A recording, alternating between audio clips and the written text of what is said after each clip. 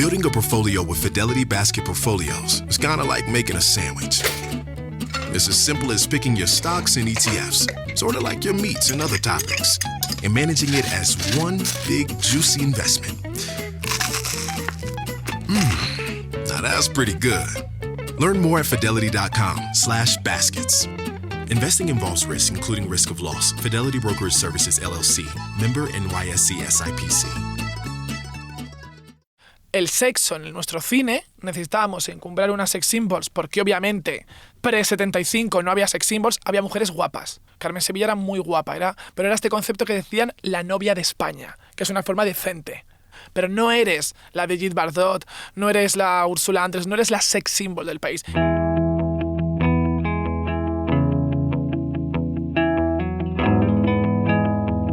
Hola, soy Marta García Ayer y vamos a hacer una pausa. Una pausa que no va a ser para escuchar, sino para ver mujeres desnudas. También las habrá vestidas, es verdad, pero para captar tu atención era mejor empezar por las desnudas. Es un viejo truco que el cine conoce bien. Vamos a hablar en realidad de cómo hemos cambiado, cómo ha cambiado la mujer en el cine, o mejor dicho, cómo ha cambiado la forma en la que el cine nos muestra a las mujeres y por qué eso importa más allá de la ficción. Así que en esta pausa va a haber muchos desnudos, algunos prohibidos, otros insinuados y otros muy sonados. Algunos que enriquecieron a unos cuantos y hundieron a muchas. ¿Por qué las actrices del Destape acabaron olvidadas y los actores de esas películas se convirtieron en prestigiosas leyendas de su generación? ¿Cómo hemos cambiado desde el recato de Conchita Velasco en Las chicas de la Cruz Roja al descaro de Autodefensa? Berta, ¿qué tía? Hoy hay rave en Montjuic, tía. ¿Y cómo ha cambiado la imagen del hombre? Pues ahora lo hablamos con una experta en la materia que sabe mucho de cine de barrio, del Destape y de tele, porque además es guionista y guionista de éxito. Pero antes te voy a contar una historia. La historia de un trofeo, de una recompensa. Es también la historia de un objeto de deseo y de una fuente de problemas. Porque esa es la historia que ha representado la mujer en el cine durante buena parte del siglo XX y del XXI.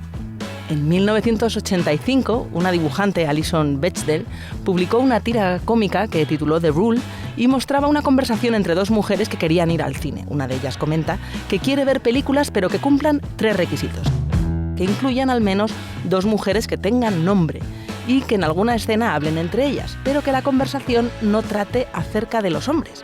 Y no era fácil encontrar tal cosa. Bechdel se inspiró en Virginia Woolf, que denunciaba ya en los años 20 del siglo pasado que en la mayor parte de la literatura de ficción, a lo largo de la historia, la presencia de un personaje femenino se debía solamente a su vínculo con el personaje masculino protagonista.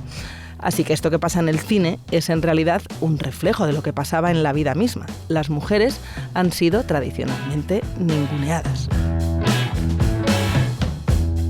El test de Bechdel caló, pero recordemos que caló como una crítica irónica, como una sátira, no era un tratado sesudo. Los tratados sobre el test de Bechdel vinieron después y lo interesante es que por básico que parezca el filtro, pues muchas películas siguen sin pasarlo y no hace falta irse al cine de los 50 para ver lo a menudo que no se pasa el test. No lo pasa Star Wars, ni El Señor de los Anillos, ni Regreso al Futuro, ni Piratas del Caribe. No hay mujeres que hablen entre ellas de otra cosa que no sea de hombres. Ni siquiera en películas cuya protagonista es una mujer, como en Desayuno con Diamantes, en Lara Croft. Ni siquiera en muchas películas de Almodóvar lo pasan. Y anda que no hay mujeres en las películas de Almodóvar. Cuéntame qué te pasa. Hace 3 meses lío con un tío. Pasamos juntos el fin de semana. Cuando se fue yo no sabía ni su nombre ni nada de nada. Pero me quedé colgadita, Mari. No podía pensar en otra cosa. Valeria, te sabes los diálogos de memoria. No me descubras, por favor. La gente ya sabe que soy una friki de manual, pero si cuentas que estoy haciendo un lip sync con la boca mientras... Sí, por favor, y real. Seguro que te sabes muchas. ¿Cuál es tu escena favorita de Mujeres al borde de un ataque de nervios? Que, por cierto, sí pasa el test de Bechdel. Sí lo pasa, efectivamente. Aunque sea por el gazpacho. Aunque sea, exacto, aunque sea por los somníferos y el gazpacho. Pues es que Mujeres al borde es una de mis películas, si no te diría quizás la favorita. Es muy difícil elegir una en un cine como el nuestro, ¿no? Tan extenso, tan variado, aunque no lo parezca en un principio. Entonces, es que de mujeres me gusta la persecución en taxi, de mujeres me gusta... ¡Qué taxi! ¡Qué maravilla de ese taxi! El taxi yo sueño soñado. con subirme a un taxi, exacto, ¿no? Y que te digan eso de, usted es la de la tele, ¿no? ¿Sabes? Que esa frase que dice Willy Montesinos. Yo sueño con subir a un taxi y decir, siga ese taxi, Siga ese como taxi. hace Carmen Maura. O como hace Julieta Serrano, que se sube a una moto y le dice, a Estocolmo, ¿no? Será el aeropuerto, no a Estocolmo. Pero sí. Buenísimo. Una maravilla. Sí. ¿Y cómo ves entonces la imagen de la mujer en las películas de Almodóvar? ¿Sigue siendo vanguardista o solo era vanguardista para los años 80 y ha ido envejeciendo regular? No, creo que lo que pasa es que era muy vanguardista en los años 80, porque en los años 80 había muy poca vanguardia en nuestro cine, se hacía muy buen cine, pero las películas de Mario Camus, de Saura, de Manuel Gutiérrez Aragón, de Pilar Miró, no eran vanguardistas. Era un cine costumbrista que se estaba modernizando, no tiene que ver con el costumbrismo cómico de años atrás, pero el cine de Almodóvar obviamente marcó un antes y un después. Creo que lo sigue siendo, lo que pasa es que nos hemos acostumbrado.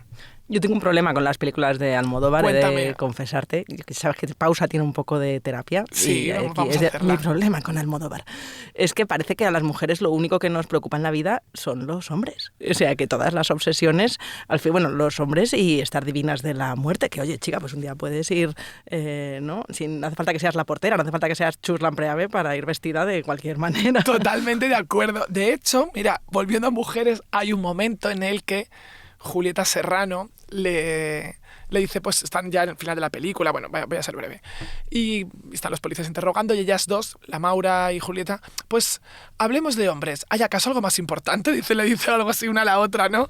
Efectivamente. Yo creo que no es porque hablen de hombres en sí, en el cine de Almodóvar, sino porque el amor y el desamor marca muchísimo la filmografía de Almodóvar. De ahí que luego tengan tanto peso, por ejemplo, los boleros en sus películas, ¿no? Porque son canciones de amor o de desamor. Drama no es necesario. Lo que ocurre es que generalmente pues, suele ser un amor heterosexual, ¿no? También hay lesbianas en el cine de Almodóvar. Pero creo que no lo hace tanto por darle el valor a los hombres, porque él luego siempre ha confesado, ¿no? Que no sabe crear personajes masculinos o que le cuesta crear personajes masculinos tan redondos como le salen los femeninos. Entonces al final creo que es una cuestión de amor, creo que ellas podrían estar hablando de otra mujer perfectamente. Pero entiendo lo que dices, es verdad que es algo que es recurrente, ¿no? Que parece que tenga que ser el hombre de por medio. ¿Para qué necesito yo un tío teniendo la moto? Es mucho más fácil aprender mecánica que psicología masculina. A una moto puedes llegar a conocerla a fondo. A un hombre jamás. Siempre hay una madre loca, una amante despechada, la amiga ingenua o la novia posesiva, ¿no? Que es un poco el resumen de los personajes femeninos de Mujeres al borde de un ataque de nervios. Todas ellas maravillosas.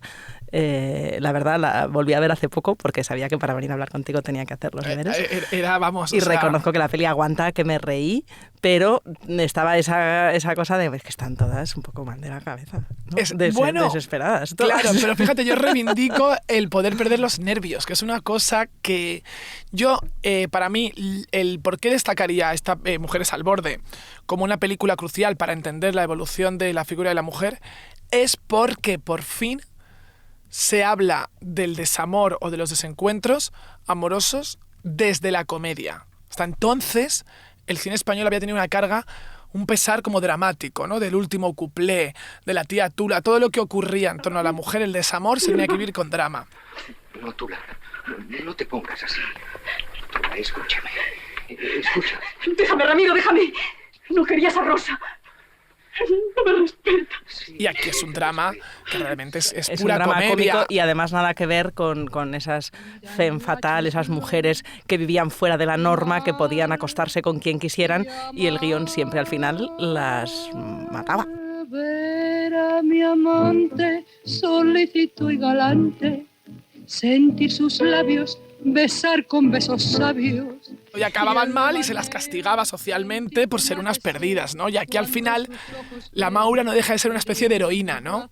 Que va por todos los lados de Madrid buscando a ese hombre, porque realmente va detrás de un hombre y lleva 48 horas trastornada, pero creo que acaba la película dejando claro quién es el cobarde. Exacto, y empoderándose, diciendo, pues ya no te necesito, te he venido a buscar, pero me he dado cuenta que no te necesito, voy a tener este hijo sola, y además creo que este ático no lo voy a vender, ¿no? Y acaba la película un poco con ella, con ese término que decimos ahora, ¿no? Este empoderamiento. Yo creo que el spoiler ha prescrito, ¿no? 40 años después. Vamos a advertir a partir de ahora a los oyentes que han tenido a veces 30, 40 años o 50 para ver las películas de las que estamos hablando. Ya, pero a nuestro oyente de 20 años, ¿qué le decimos? Pues Porque ya iba a decir, con 20 yo me había visto cosas de los años 60, pero también soy rarita. Porque a tus charlas, Valeria, va gente de todas las edades, que lo sé yo. Dejadme que os presente a nuestra invitada de hoy, que claro, como te trato como si eres claro, qué pico tiene la Pepa. Como no nos claro. gusta hablar.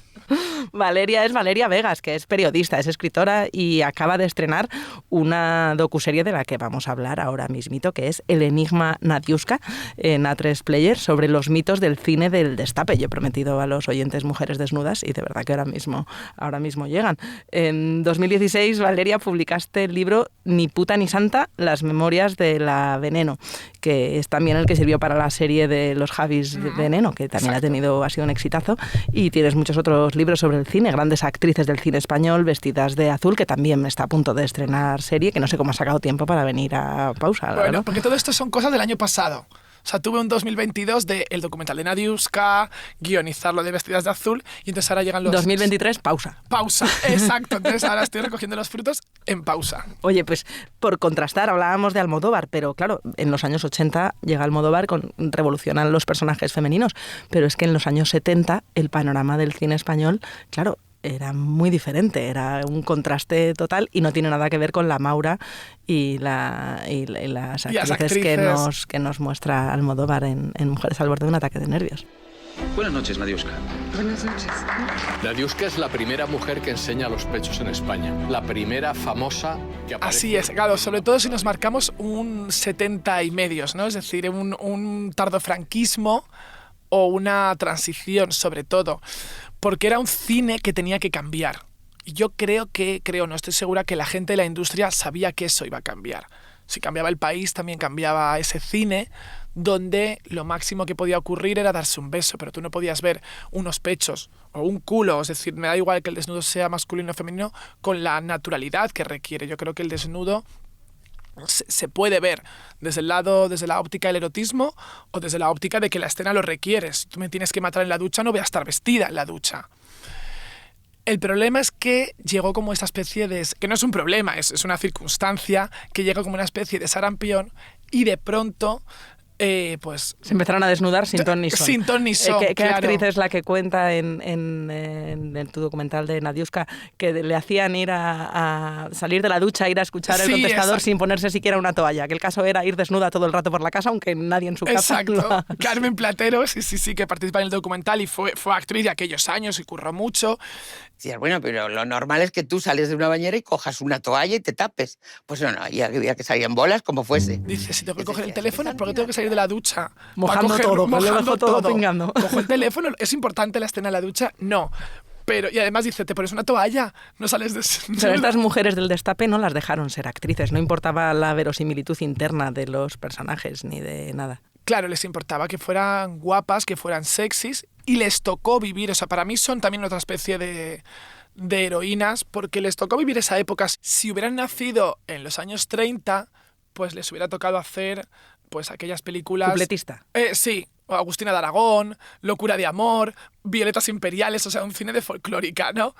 Pero nacieron años después, les pilló el ser veinteañeras, treintañeras en los años 70 y es lo que había. Y yo creo que todas esas mujeres, obviamente, esperaban que ese sarampión se quedase atrás. Lo que no esperaban es que cuando ese sarampión se quedase atrás, como ocurrió, ¿no? A principios de los 80, ese cine que llamamos de destape empieza a apagarse y ellas se apagan con él, o por lo menos se lo ponen muy difícil, Quedan ¿no? proscritas, eran como eran unas cualquiera que se habían desnudado ante la cámara y la gente se les acercaba por la calle pensando que eran prostitutas, las que podían darle dinero a cambio de sexo, cuando en realidad eran actrices, ¿no? Pero la sociedad no estaba preparada para eso.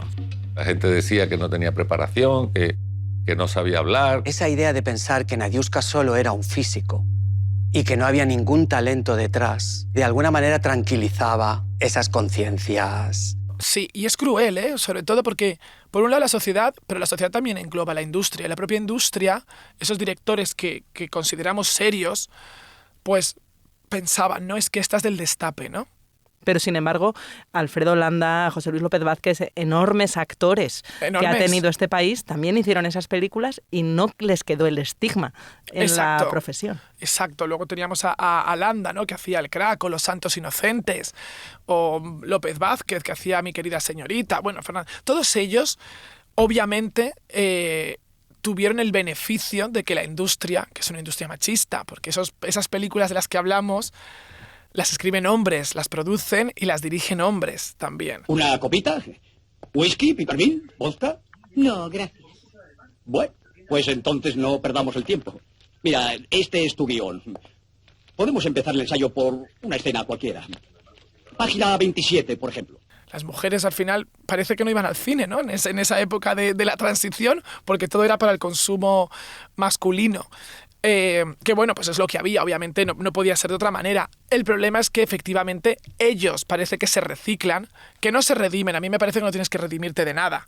Creo que es como pensar que el drama te eleva frente a la comedia, ¿no? Es cine. Hay un físico y es mucho más fácil de sujetarse en este físico y decir, Nadiushka es un sex bomb, Nadiushka, el pecho de Nadiushka, el bomb de Nadiushka, cómo se mueve Nadiushka. Es mucho más fácil hacer esto al principio que decir, ha nacido una gran actriz. Bueno, pero eran películas un poco de unos guiones, en fin, que ya ves tú. Sí. O sea, no redimirte a nivel moral, pero sí a nivel artístico. A nivel artístico sí, exacto. Tenían muy poca calidad esas películas, estaban muy poco cuidadas y básicamente se conformaban con que y porque es más fácil que te den un y premio por hacer Los Santos Inocentes o Ay Carmela, en el caso de Pajares, a que te lo den por hacer Los Vingueros o por hacer Vente a Alemania. Pero lo que llenaba el cine era Nadiushka. Claro, exacto. No, es que estas mujeres hacían que la gente fuese...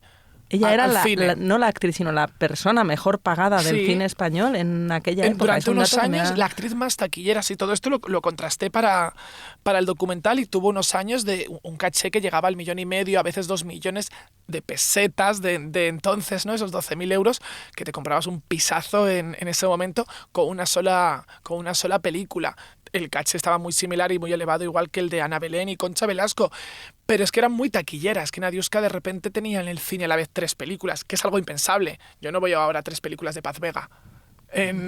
Sabemos quién es Paz Vega, la invitas a muchas fiestas, vale mucho para hacer un anuncio, pero no vas al cine y hay 3 películas distintas de Paz Vega. Esto sí pasaba con Nadiushka, esto te lo dice la gente de la industria, por lo menos te reconoce que era más que una actriz, era un fenómeno social casi. Era una persona hiperpresente en todas las revistas, en la crónica social, la que llenaba los cines, la más rentable del momento, y sin embargo esa hipocresía hacía que la sociedad que iba en masa a ver esas películas, luego le daba la espalda o era algo moralmente muy despreciado, ¿no? También en aquel tiempo, en la misma sociedad. Sí, exacto, un poco como de presumir de ella, pero esconderla de día, ¿no? O desearla, pero no ser la mujer que el español quiere, ¿no? Es con la que desea acostarse, pero no a la que desean. De hecho, en las entrevistas que le hacían todo el rato, ¿no? Parece que el erotismo tenía que estar por encima y parece que persona y personaje no podían doblegarse. En otro documental, que además a mí me encantó, el de Susana y el sexo, que me parece que eres tú también la guionista, estás detrás de... Sí. Yo reivindico a todas estas señoras todo el rato, debo estar reencarnada en una de ellas. Pero, ¿y el futuro? ¿Qué futuro le aguarda a una mujer que ha fundamentado su vida en torno al sexo? Que digo que te noto un poco resentida, ¿no?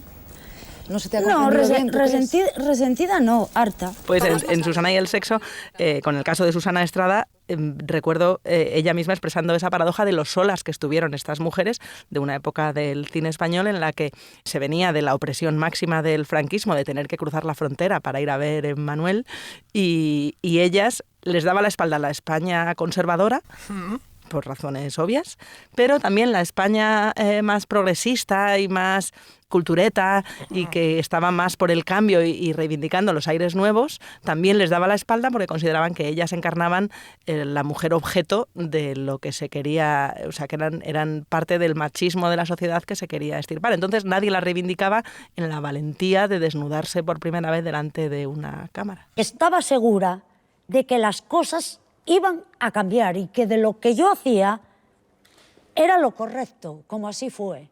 Al final Mira, la gente se toma el sol en la playa en tetas, desnudos, y de todas las maneras, si nadie lo hubiera hecho, si nadie hubiera tenido ese coraje, seguiríamos como hace 50 años. Ya está. Susana puntualizaba que no era mujer objeto, que era mujer folleto, para reírse un poco del asunto.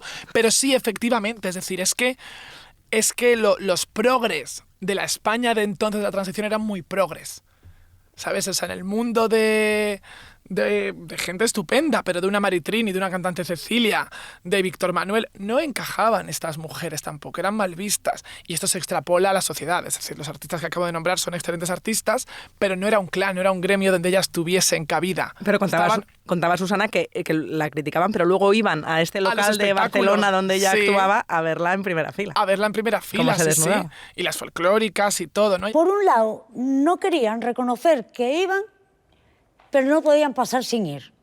Esto era como muchas mujeres que iban a ver el espectáculo con sus maridos y empezaban a hacerse cruces, a decir, ay, por Dios, por Dios, por Dios, por Dios. Y a verla con el dedo así tapándose un poco como quiero ver pero no quiero, pero porque en el fondo tenía que ocurrir, ¿no? Es decir, creo que esto, por ejemplo, en Francia, en Italia, en Alemania, en Inglaterra, el erotismo se asimiló de otra manera. De hecho, si te das cuenta, allí una Jane Birkin, una Brigitte Bardot, una Sofía Loren, que son las sex symbols de sus países, de sus respectivos países, están muy bien consideradas. El país es consciente de que son míticas y de repente les dan pues aquí lo que sería el lazo de Isabel la Católica. ¿Qué te quiere decir estas condecoraciones absurdas que no van a ningún lado? Sí, pero la condecoración de Isabel la Católica, una de las actrices del Destape, aquí por lo que sea no iba a caer. Ni la medalla al trabajo, fíjate. Y anda que no trabajaron, anda que no hicieron películas. Claro, exacto.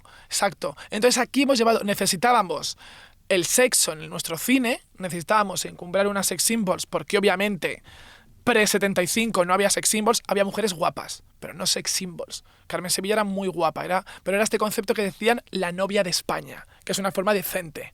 Eres la novia del país, o Marisol, pero no eres la Brigitte Bardot, no eres la Ursula Andress, no eres la sex symbol del país. Y esas sex symbols del país que tanto para mí hicieron a nivel pedagógico, luego fueron apartadas y denostadas absolutamente. Gracias a que todas estas mujeres se desnudaron, es decir, desde la que hizo 2 películas a una Nadiuska que se hizo 30 en pocos años, gracias a ellas hemos visto con mayor naturalidad el desnudo de las que han venido después, porque el desnudo se ha asentado, afortunadamente, de manera natural. Victoria Abril, Penélope Cruz, Aitana Sánchez Gijón, Ariadna Gil, todas se han desnudado después, llegados los años 90. Y lo hemos visto con naturalidad, porque eran películas con una factura, digamos, pues más aceptable, ¿no? Con unas tramas más desarrolladas. También había películas malas en los 90, en los 2000, y ahora mismo en el cine, si va usted, dentro de la subjetividad de lo que es malo o bueno, también habrá una película mala. Pero el desnudo lo hemos asimilado como tenía que ser, gracias a que un batallón de mujeres tuvieron que pasar por ahí. Unas lo llevaron mejor y otras quedaron mucho más traumadas. Lo que ha tardado mucho es en haber un desnudo que no sea para disfrute masculino, que sea, oye, pues porque cada una va como le da la gana. Exacto, y fíjate, Marta, que hay una cosa que a mí todavía aún ya no es solo ese desnudo para disfrute masculino, sino que incluso cuando una película asomaba un poquito, pues por ejemplo, Me siento extraña. ¿Qué te han hecho, Marta? ¿Qué pasó? En la mítica película donde Rocío Dúrcal y Bárbara Rey tienen una escena lésbica. Y se considera como la primera película, no es la primera película que aborda el lesbianismo, hubo una por cuestión de 3 meses antes, llamada La Máscara, pero bueno, se considera mediáticamente como la primera película, ya pues este momento de Destape Transición, que aborda el lesbianismo. Pero estaba hecha para la vista de los hombres, de ver a 2 mujeres, que eran Rocío Dúrcal, que venía de ser una niña prodigio, y de Bárbara Rey, que era otro icono sexual de ese momento, juntas en una secuencia que dura 2 minutos. Te pasas 80 minutos esperando que algo va a ocurrir, que va cogiendo ahí el caldo de cultivo, pero no estaba hecha para concienciar. Era una fantasía masculina, no era una visibilización del colectivo LGTBI. Exacto. Y ahora, ¿cómo ves a las mujeres del Destape? ¿Crees que ya se ha hecho un poco de justicia con ellas? ¿O ellas tendrían que haber alzado la voz y destapar lo que tapa el Destape? Tendrían que haber destapado lo que tapa el Destape. Por un lado, fíjate que yo creo que se les ha adjudicado lo malo de esas películas, parece que han cargado ellas una culpa, porque yo lo he notado cuando he entrevistado a algunas de ellas, no solo en el documental, sino de repente en alguna página web, en alguna revista, de repente ellas sienten que si la película es mala es como culpa de ellas. ¿Qué películas más malas hice? Ay, qué horror esa película. Mari, pero sí, culpa al guionista. Tú hiciste el guión, tú la produjiste, tú la dirigiste. Oye, tú fuiste la cara comercial que gracias a que tú estabas ahí la gente iba al cine a ver esa película. Ella les hizo ganar dinero a todos aquellos que hicieron un producto bastante Y gracias mediocre. a ese dinero a lo mejor luego se hacían otras películas de las que consideramos serias. Esto es como ocurre hoy en día con las películas de Santiago Segura. Gracias a que Santiago Segura hace un cine que igual no consume el erudito cinéfilo, se hace una taquilla que luego nos sirve para ver otras películas. Es que nuestra industria en España no está tan asentada como para pensar que las películas salen solas. O sea, a veces las producciones dependen de que una triunfe mucho, aunque no sea lo correcto, lo que gusta o lo cultureta, y gracias a eso se hacen luego otras películas que son maravillosas también. ¿Y qué más tapa el cine del destape? Porque todavía no ha habido un Me Too. Y siguen viva mucha de la gente que en los años 70 era parte de esta industria del cine. Estamos hablando de las mujeres que lo protagonizaban, pero ahí había guionistas, productores, directores, agentes, que en el caso de Nadiuska me ponen la piel de gallina en la historia que cuentas. Del representante, sí. Sí que ha habido buzones, bastantes, pero bastantes. Si toda esa generación de actrices empezasen a hablar, yo creo que estaríamos ante el primer Me Too español. Este Me Too, yo considero que en España es imposible. En el documental sí tenemos declaraciones muy potentes donde ellas todas aportaron su granito de arena de manera altruista, porque no había nada detrás de intención de ellas ni de promocionarse. Están ya fuera de todas las actrices que participan, excepto Jenny Yada, que sigue vinculada a la televisión, a series y demás. Todas las demás están ya fuera de la industria.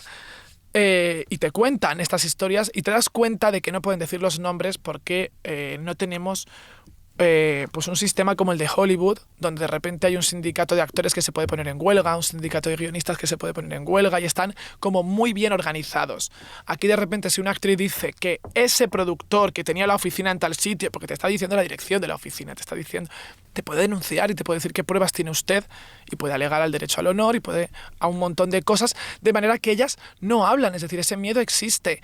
¿Te las puedes creer o no? Yo, ¿sabes en qué me las creo? En que fue la primera generación de mujeres, estas sex symbols, ¿no? Que te decía, estos iconos sexuales, y esto obviamente para un depredador que años antes no veía ese tipo de mujer, consideraba que podía hacerlo, ¿no? Esta cosa es que llevaba la falda demasiado corta, imagínate esto en el 76, 77, lo habitual que era y lo asentado que estaba en la percepción de cada cual. O sea que en el fondo ese sexismo obvio de las películas de la época lo que está es reflejando el sexismo obvio del mundo sociedad exterior, de la Exacto. sociedad en la que esas actrices, alguna lo cuenta, hubiera ido a la policía a denunciar lo que le habían hecho y le hubieran dicho que se desnudara delante de todos, que para eso está, ¿no? Una de ellas, Jenny, me decía, es que yo en ese momento si hablaba sabía que no me iban a creer.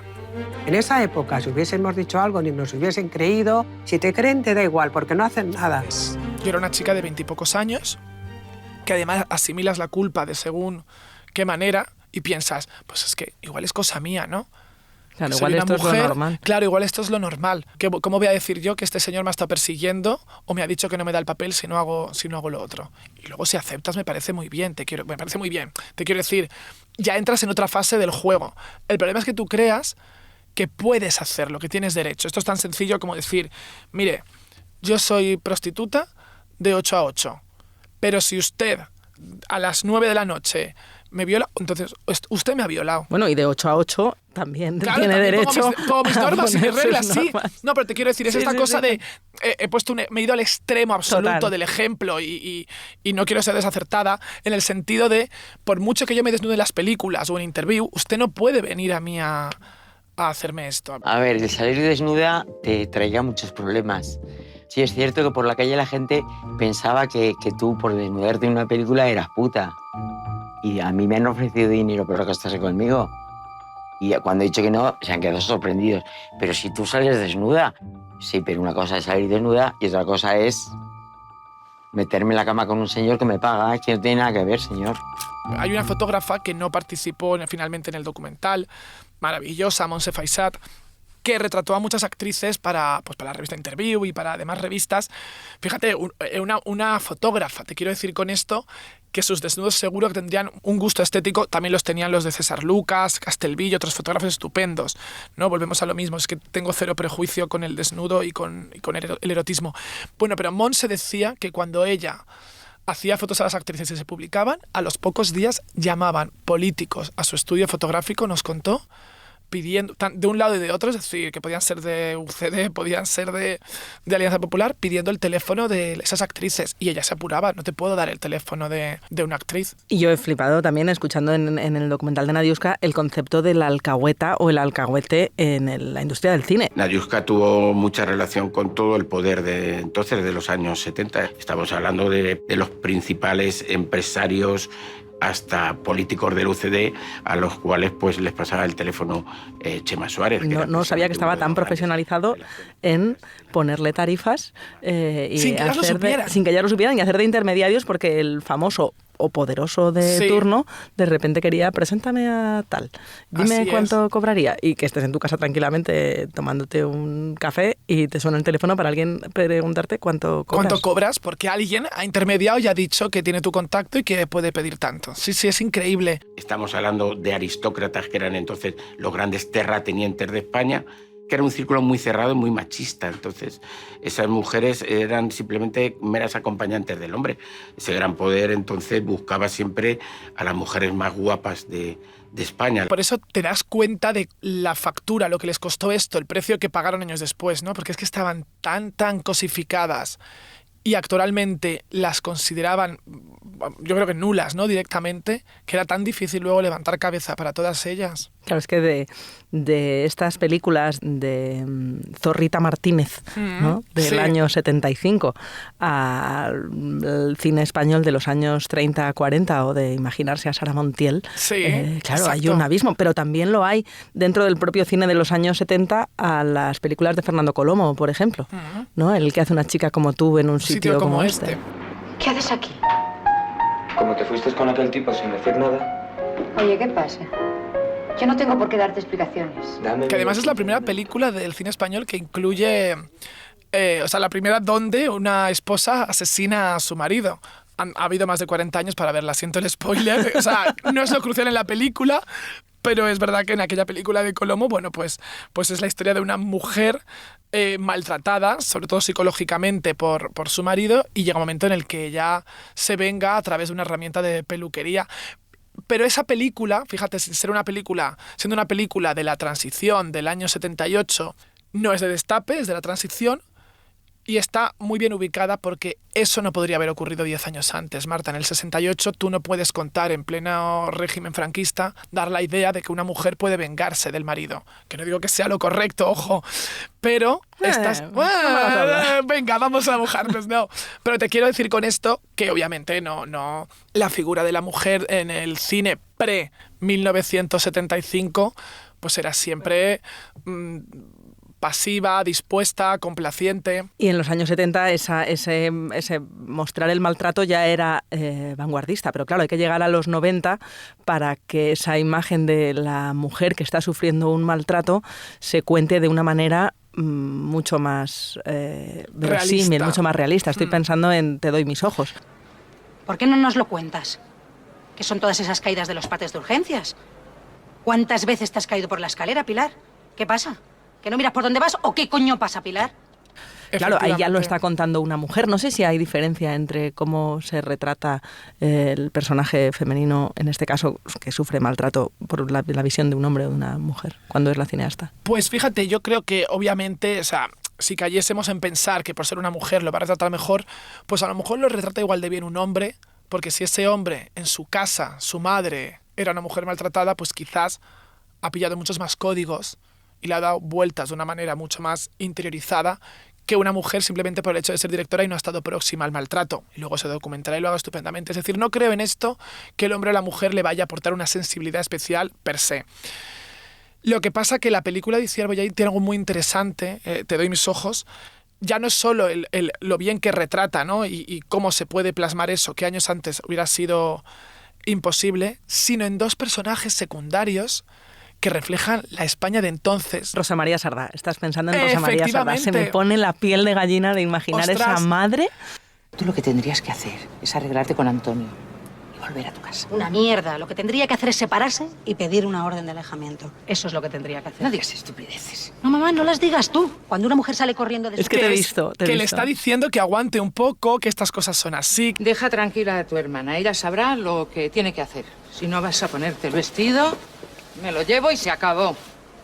¿A qué estás esperando? Pero es que esto ocurría hace 20 años, ¿La el película momento de la qué, película. de qué año es? 2003. Juraría que 2003, creo. Fíjate, todavía estábamos ahí hace 20 años, que ya es siglo XXI. Ya dirías, bueno, hombre, esto habría conciencia social, ¿verdad? pero no. Pero es que estaba reflejando la realidad y creo que ahí fue un acierto por parte de Itziar Bollaín de ser consciente de...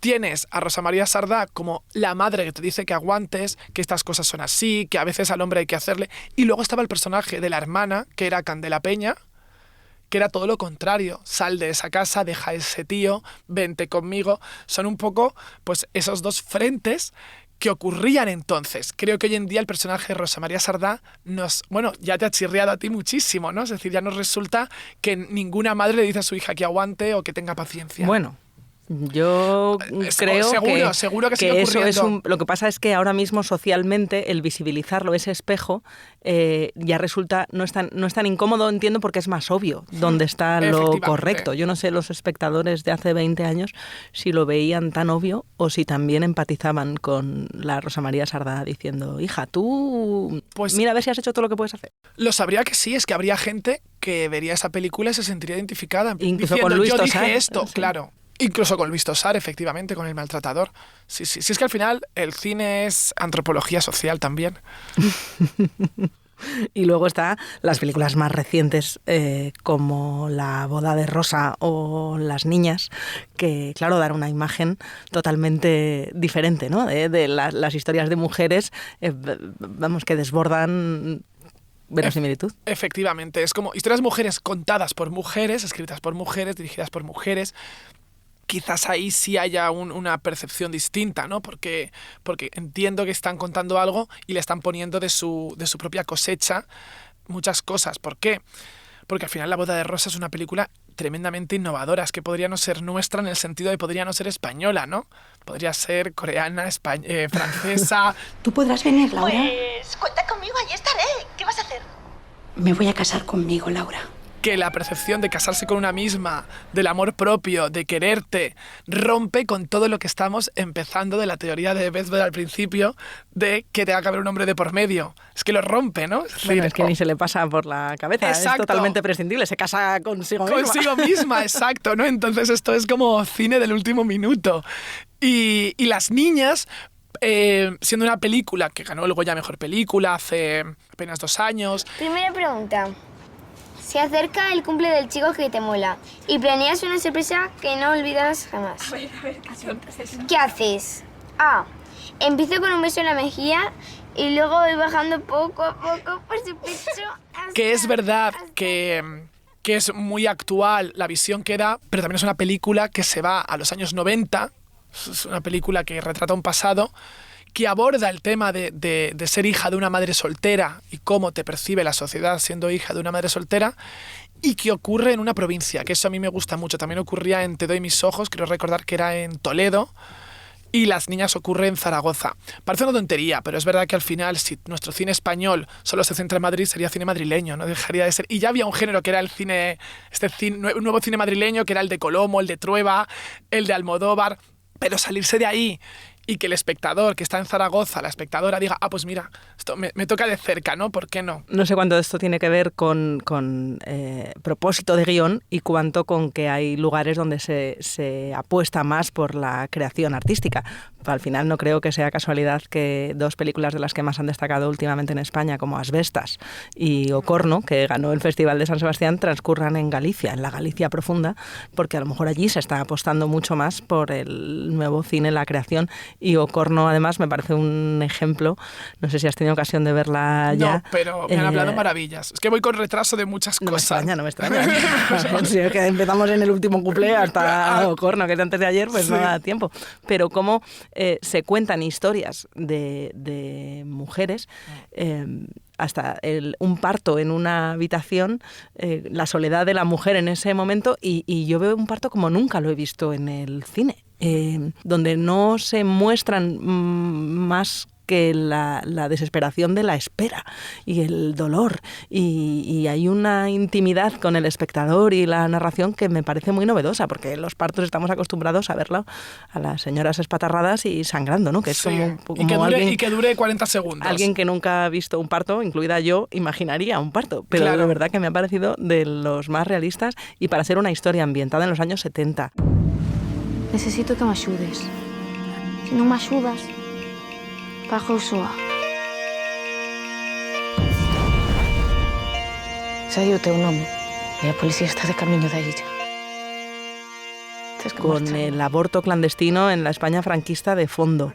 Al final es una historia que, no sé tú cómo lo ves, cuando que hablas tanto de cine de mujeres y lo has estudiado tanto, parece que el cine hecho por mujeres o que cuenta historias de mujeres es para mujeres. Y esto con el cine hecho por hombres, en el que cuentan historias de hombres, se ha dado por hecho que era universal. Y en el caso de cómo las mujeres de la España franquista tenían que ayudarse unas a otras para poder sobrevivir, en el caso, por ejemplo, de un aborto o algo así, pues es una historia universal, profundamente universal, pero no vemos que Reservoir Dogs, que es un peliculón que seguro que no pasa el test de Bechdel, pero Seguro ¿qué más que da? no. Porque es un Es un peliculón, claro, una cosa ni quita la otra. En el que solo hay hombres hablando a lo mejor de mujeres, pero sobre todo de cómo... Sí, de robar un banco. Y cómo matar a un tipo, sí. Eso no se entiende que sea una película para hombres, sería ridículo, es una película universal. Si la historia es buena, ¿qué más da? Sí, así es. Y es verdad que yo creo que es porque las mujeres, como creadoras, han llegado tarde. No porque hayan querido llegar tarde, sino porque no han podido llegar antes. Te remontas a medio siglo atrás y obviamente estaba Ana Mariscal y Josefina Molina y Pilar Miró, pero las mujeres llegaban a cuentagotas, las creadoras, ¿no? De manera que todo lo que ellas pudiesen aportar desde su óptica femenina, desde su sensibilidad, desde su capacidad creativa, pues no ha eclosionado, creo yo, que hasta los últimos años, ¿no? Y además, fíjate, comentabas lo del parto y es algo que soy consciente en esta película de cómo se aborda, y también es inusual porque siempre que vemos un parto en el cine, no en el nuestro, en general, tiene que ser como 40 segundos, que pase rapidito. Porque el productor de arriba piensa, es que esto igual Va a no es incomodar, agradable. ¿no? Claro, va a incomodar. No así el que estén descuartizando a... Eso ¿sabes? no, Cortándole claro, la oreja a alguien. Y un polvo que dure tal, lo que sea, y que se vea lo que ellos quieren que se vea. Pero un parto consideran que no es visible. Es que hay muchas sensaciones y muchas perspectivas de las historias que nos pasan a todos que no se han empezado a contar en el cine desde hace relativamente poco, porque no se ponía la pasta que escribir una novela hace falta menos presupuesto. Exacto. No hay que contar con una industria para escribir una buena novela. También por ahí. Claro, pero para producir una película... Pues efectivamente, sí que hace falta, porque cunde ahora la sensación de que ya, seguro que alguien de los que nos escucha Pausa a Menudo habrá pensado, sí, otra vez ahora con los temas de mujeres, todo el rato con los temas de mujeres, como que las mujeres ahora mismo están sobre representadas en la ficción o en las noticias, cuando lo que nos dicen las cifras es que sigue sin ser así. Las actrices consiguieron solo el 34% de los roles protagonistas y el 40% en el caso de los secundarios. Y bueno, luego hay otra brecha que es la de la edad. Las mujeres son protagonistas hasta que tienen 30 y pico años y son jóvenes, y luego baja mucho esa brecha en mujeres entre los 45 y los 60, y luego ya a partir de los 65 solo pueden ser abuelitas entrañables, cuando los galanes de las películas sabemos bien que da igual la edad que tengan. Y fíjate una cosa en torno a las abuelitas. Hace unos años me dijo María Barranco, en una entrevista me contaba, dice, es que yo, y María Barranco lo ha hecho todo, ¿no? Todas las comedias de los 90 parece que están hechas por María Barranco, o por la Sardá, o por la Forqué. Y María Barranco me decía, es que yo ya tengo una edad, ¿no? En sus 60, que para los directores y los productores no aparento los 60 que ellos quieren, porque siguen considerando que tienes que ser, si eres la abuelita de la película, tienes que ser Chuslan Preave o Rafael Aparicio. No se folla con 60 en las películas. No. Y sobre todo tienes que aparentarlo, No puede ser una tía de 60 como Bala Barranco, ¿sabes? Con divina y todavía atractiva. Exacto. Dice, ya no me dejan ser la madre de la protagonista, aunque la protagonista es una chica de 20 años o de 25, tampoco puedo ser la madre, porque la madre también sigue siendo muy joven.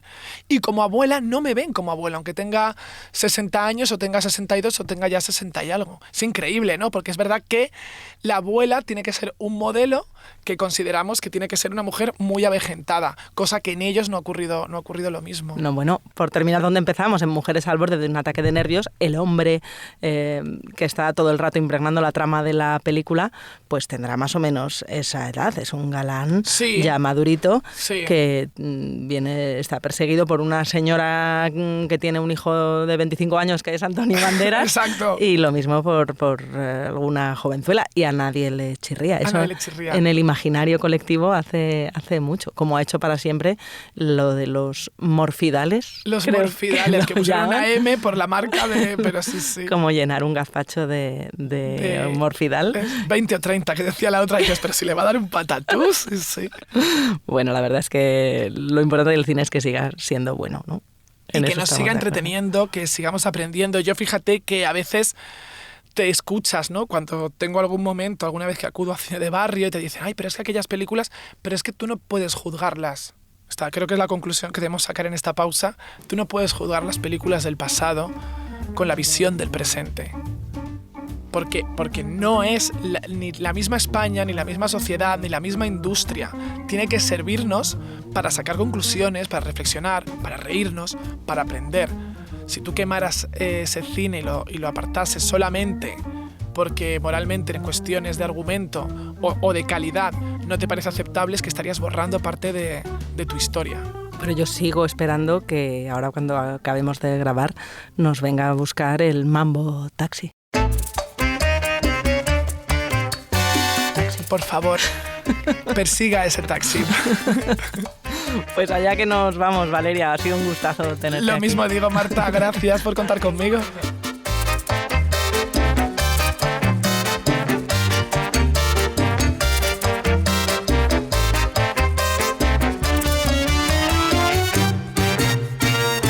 Pausa, el podcast del Confidencial, presentado y dirigido por Marta García Ayer, con la realización y el diseño sonoro de Ana Schultz, la documentación de Andrés Moraleda y la coordinación de Antonio Martín. ¿No era el director superfranquista del bigotito que da mucha grima? Ah, bueno, el Iquino mismo... es horroroso, ese señor, que les grababa con una cámara, que no sabían que había una cámara ahí. Les grababa con una cámara oculta las escenas cámara de sexo para luego disfrute personal. Y se las llevaba a su casa y las hacía, pero no lo sabían. Y Emma Cohen, que era la esposa de Fernando Fernández Gómez, abandonó la película, lo cuentan y nadie estaba. Dices, este tío estaría en la cárcel hoy en día. Es que es muy fuerte, le hacía hacer otra versión y ensayaba con ellas también, ¿te acuerdas? Se metía en la cama. Y se metía en la cama y le decía al actor, mira, tienes que tocarla aquí y hacer esto. Sé que es así, sí.